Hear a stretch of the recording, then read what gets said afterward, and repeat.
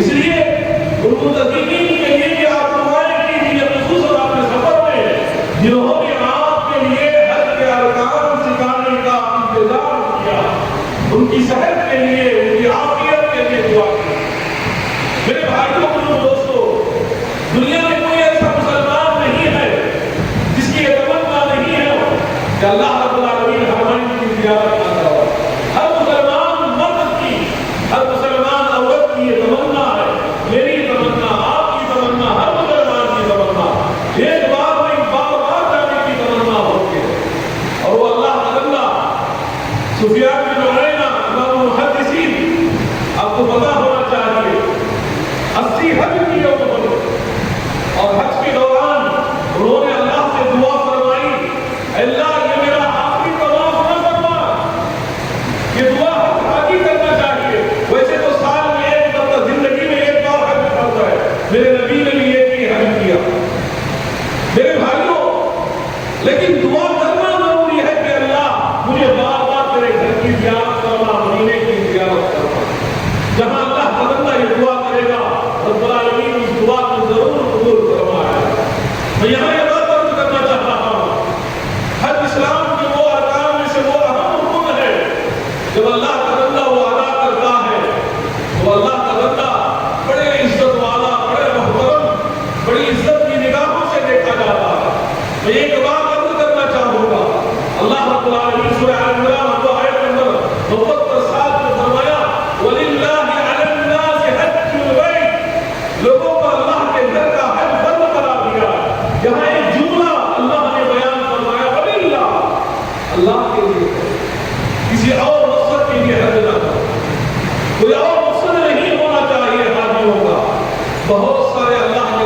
برا نہ مانے.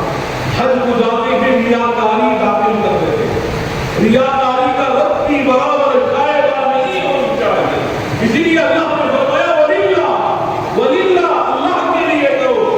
بہت سارے لوگ اپنے ناموں کے ساتھ الحاج لکھنے کے لیے حج کرتے ہیں, اپنے سائن بورڈوں پر الحاج لکھنے کے لیے حج کرتے ہیں. نہیں میرے بھائیوں, حجوں کو ضائع مت کیجیے.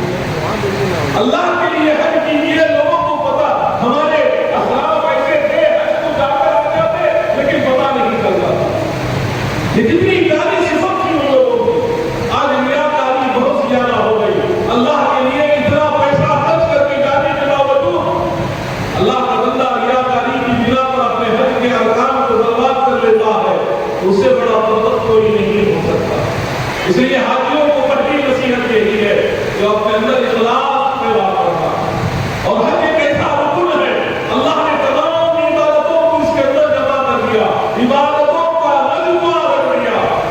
اور سب سے بڑی بات یہ ہے, میں آپ کو عرض کرنا چاہوں گا, آج حجاج اکرام جب جاتے ہیں, امیر ہو یا غریب ہو, کالا ہو یا گورا ہو, اجمی ہو یا عربی ہو, دنیا کے کسی خطے کا, کسی جگہ کا مسلمان اس گھر کی طرف پہنچتا ہے, میقات سے ایک لباس پہن لیتا ہے, وہ اللہ کا بندہ.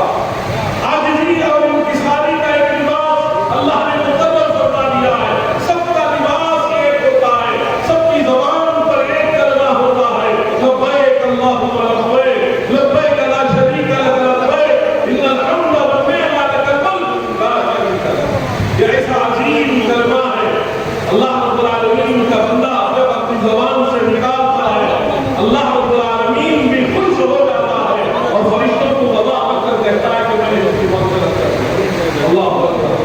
اتنے معزز مہمان, اور وہ سرزمین جو وحی کی سرزمین ہے جہاں اللہ کے نبی پر وحی اترتی ہے, اس سرزمین پر جا رہے ہیں. واللہ جب پہلی نگاہ کعبۃ اللہ پر پڑتی ہے تو رونگٹے کھڑے ہو جاتے ہیں, آنکھوں سے آنسو نکل جاتے ہیں.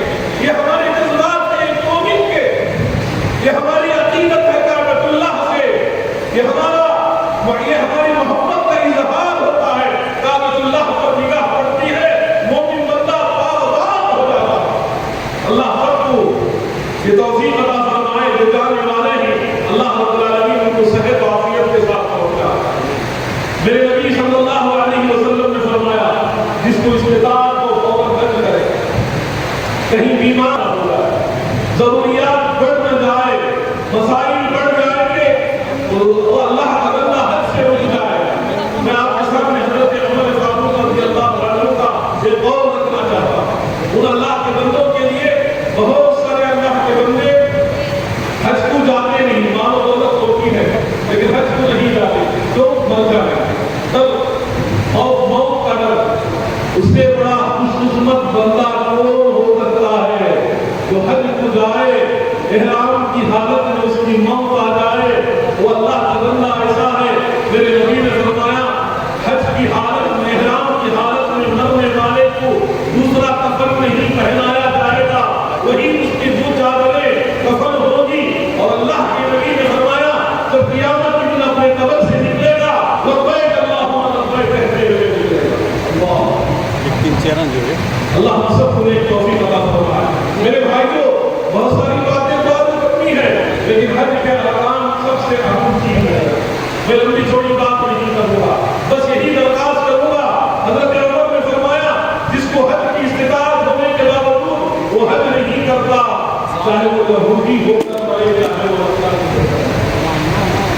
بیہقی کی ایک روایت میں آتا ہے, اللہ کے نبی صلی اللہ علیہ وسلم نے فرمایا, حدیث قدسی میں رب العالمین فرماتا ہے, جس بندے کو میں مال دوں, دولت دوں, اور وہ 5 سال تک میرے گھر کی زیارت نہیں کرتا, اس پر اللہ کی رحمتیں اڑ جاتی ہیں, مجھے کرم ہو جاتا. اللہ آخر میں اللہ رب العالمین سے دعا ہے, باتیں تو بہت ہوگی لیکن میں مناسب سمجھتا ہوں کہ اللہ رب العالمین کو تمام حجاج و اکرام کو جو اپنے گھر کی زیارت کے لیے منتخب فرمایا ہے, اللہ تعالیٰ کو صحت و عافیت عطا فرمائے. پہلے صحت و عافیت کی دعا کیجیے, جب صحت و عافیت رہے گی تو انشاءاللہ اللہ رب العالمین اس بندے کو طاقت اور ہمت بھی عطا فرمائے گا, تمام ارکان بھی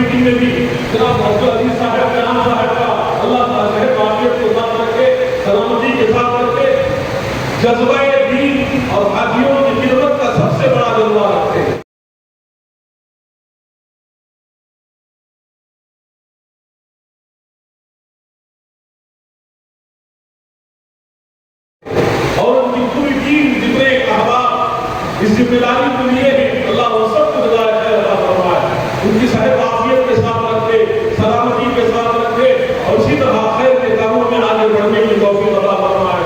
اللہ ہم سب کو نیک توفیق عطا فرمائے۔ رب العالمین جو حاجی جا رہے ہیں میرے گھر کی زیارت کے لیے،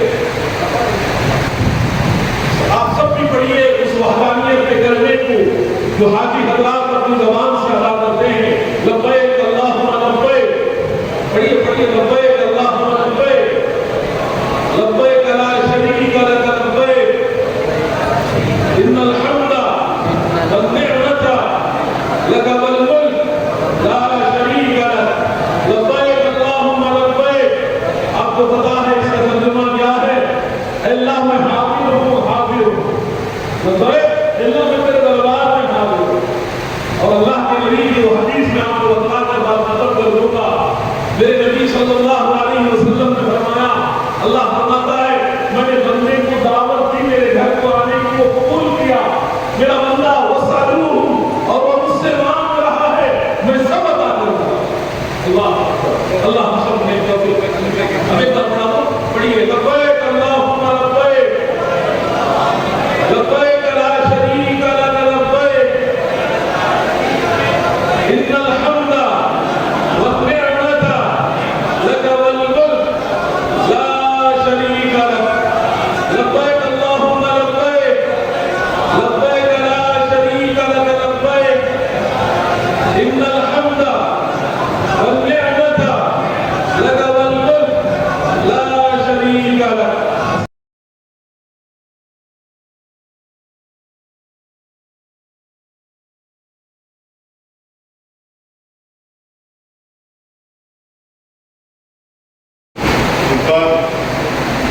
اللہ تعالیٰ کا بہت بڑا کرم ہوا ہے سارے انسانیت پر، سارے ملک پر، سارے عالم پر، کہ 2 سال کی مہاماری کے بعد حجاج اکرام آج اس سرزمین پر قدم رکھنے والے 9 تاریخ سے جو فلائٹ جا رہا ہے وہ پہلے ہندوستان سے بینگلور کا فلائٹ ہوگا جو مدینہ منورہ میں آپ لوگوں کے قدم پڑے گی۔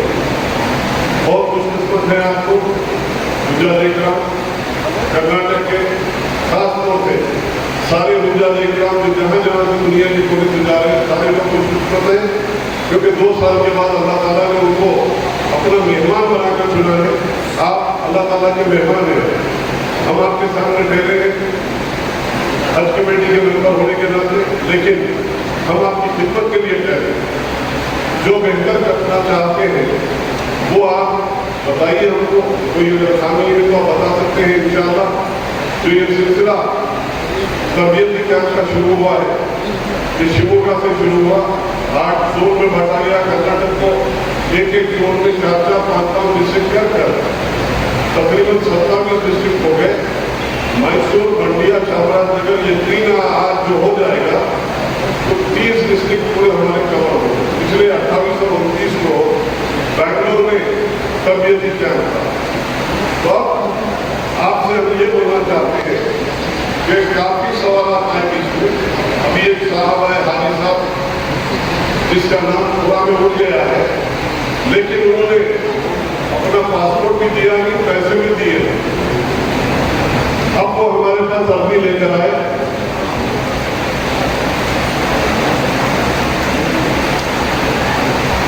یہ حضرت کا نام ہے سید پرویز، کور نمبر ہے KAF 803-1-0۔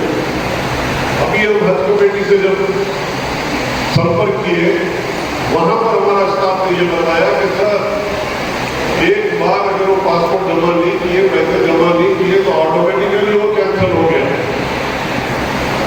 اور یہ سینٹرل حج کمیٹی کے رول سے ہی، اس کو اسٹیٹ حج کمیٹی یا کوئی ممبر کوئی بھی کچھ نہیں کر سکتا، اس میں ہم مداخلت نہیں کر سکتے۔ کوشش ہم کی ہے، وہاں سے ہم کو جواب ملا ہے۔ تو اس قسم سے اللہ تعالیٰ ہو سکتا ان کو چن کر لیا تھا، لیکن ان کے نصیب میں یہ سال حج شاید نہیں ہوئی، اگلے سال کو کوشش کرنا پڑے گا۔ تو انشاءاللہ آپ کو حاجیوں کو بہت بہت مبارک ہے۔ جتنے بھی حاجی جمع ہوئے تو ہمارے حساب سے 3 डिस्ट्रिक्ट से जो हाजियों की जो गिनती बनती है वो 216 बनती है, लेकिन अब जब वहाँ पर हम देखें जो हाजी रजिस्टर कर कर आए हैं, मेरा ख्याल है कम से कम 150 हाजी लेडीज और जेंट्स मिलाकर 150 है।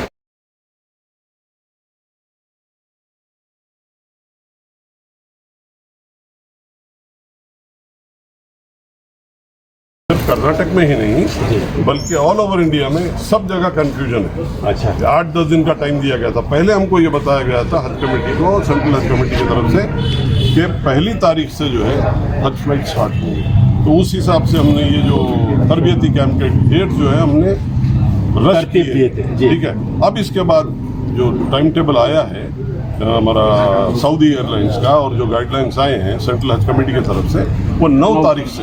अच्छा, तो इस वजह से ये चीज़ हुई है। वैक्सीनेशन का जहाँ तक मामला है, वैक्सीनेशन चेन्नई में आ गया और वहाँ से अभी हम बैंगलोर बात किए हैं, बैंगलोर में लैंड हो गया है। अच्छा, ठीक है, लेकिन अब उसमें प्रॉब्लम ये है कि टाइम की कमी की वजह से डिस्ट्रिक्ट्स को बांटना मुश्किल है। तो फिर कैसे वहीं पर दिया जाएगा, क्योंकि देखें ना, तो वो हिसाब से कर्नाटक में कहीं भी वैक्सीनेशन नहीं हुआ है? नहीं, कहीं नहीं हुआ, कहीं नहीं हुआ।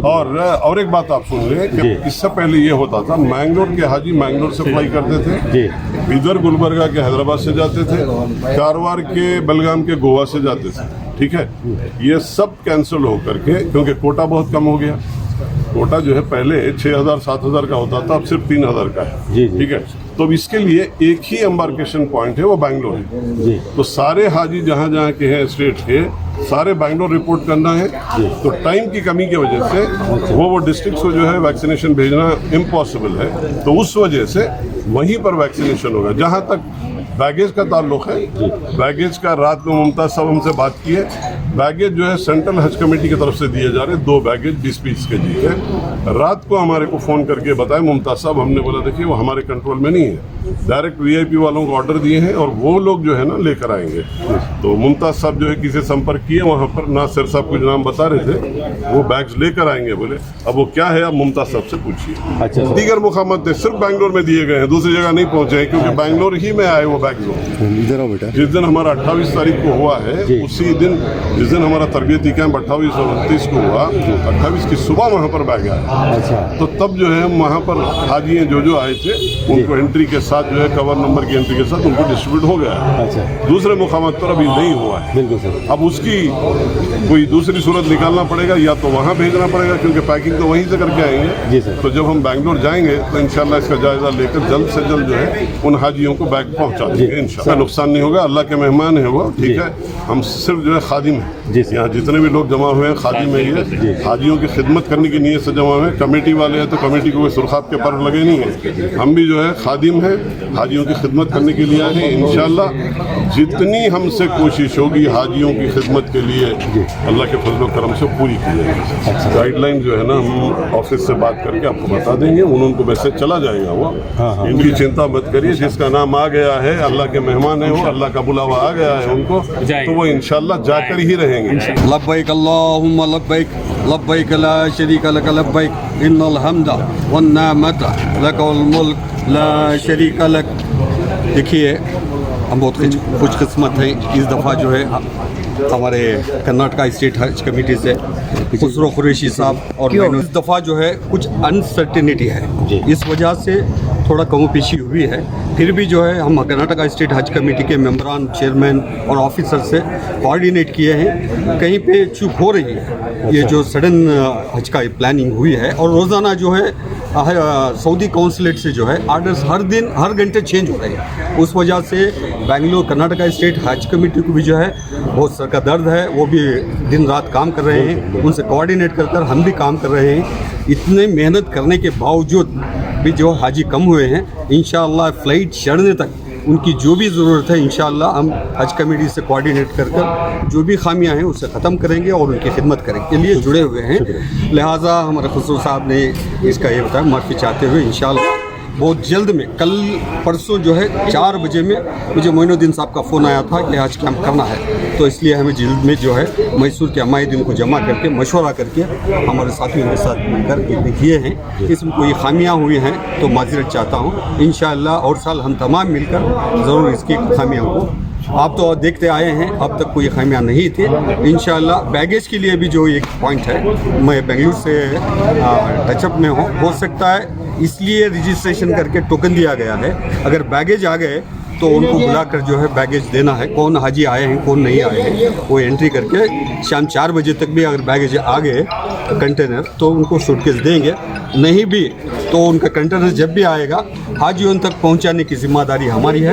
کوآرڈینیٹ کرتے ہوئے حج کمیٹی سے ہم ان کی حاجیوں کی ضرورت پوری کریں گے. اور جیسا کہ ہمارے بابو سیٹھ نے ابھی بتایا کہ حاجیوں کا پیمنٹ کے سلسلے سے کچھ پرابلم ہو رہا ہے, تو اس سلسلے سے بھی ہم نے بنگلور میں بات کی ہے. کل تو 30 تاریخ تھی, لاسٹ ڈیٹ ہو چکی ہے. اس کے لیے کوئی راستہ نکال کر جو حاجی کا پیسے نہیں بنے ان کے لیے کوئی ایک راستہ نکالیں. شکریہ.